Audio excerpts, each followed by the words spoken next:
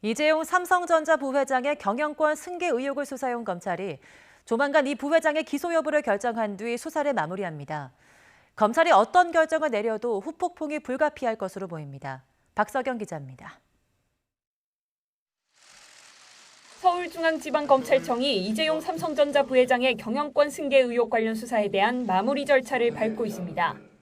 외부 전문가들이 다양하게 접촉하며 선택 가능한 방안들을 수렴해온 검찰은 조만간 부장검사 회의 소집을 검토하고 있습니다. 부장검사 회의에는 이성윤 서울중앙지검장과 1에서 4차장 검사, 수사팀이 있는 3차장 산하 부장검사들까지 참여할 것으로 알려져 사실상 최종 결론을 내리기 위한 자리로 풀이됩니다. 관건은 지난달 수사심의위원회에서 내린 이 부회장에 대한 수사 중단과 불기소 결정을 뒤집을 건지 여부입니다. 심의위 결론을 무조건 따라야 하는 건 아니지만 관련 규정엔 존중해야 한다고 돼 있는 만큼 검찰이 결론을 바꿀 땐 스스로 만든 제도를 무력하게 한다는 비판을 피하기 어렵습니다. 검찰이 과거 8번의 심의위 권고를 모두 따랐다는 점도 무시 못할 부담입니다. 그렇다고 심의위 결론을 따르게 되면 1년 8개월 동안 진행한 수사를 검찰 스스로 부정하게 되는 셈이 돼 모순에 빠지긴 마찬가지입니다.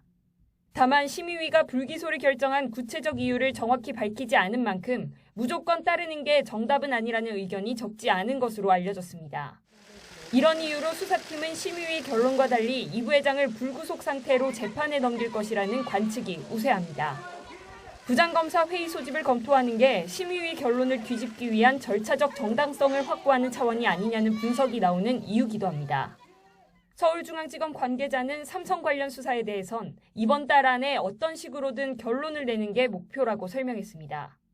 사안의 중대성 등을 고려하면 이 부회장의 기소 여부 등에 대한 최종 결론은 윤석열 검찰총장에게 달렸습니다. 다만 검언유착 의혹 수사를 두고 대검과 서울중앙지검이 갈등을 빚으면서 주례 보고가 잇따라 서면으로 대체되는 등 소통이 원활하진 않은 상황입니다. 하지만 이재용 부회장 경영권 승계 의혹 수사는 사실상 국정농단 특검팀에 몸담았던 윤석열 검찰총장과 검찰 수뇌부가 함께 이끌어온 만큼 수사팀은 대검 지휘부와 의견을 조율해 최종 결론을 낼 것으로 보입니다. YTN 박석영입니다.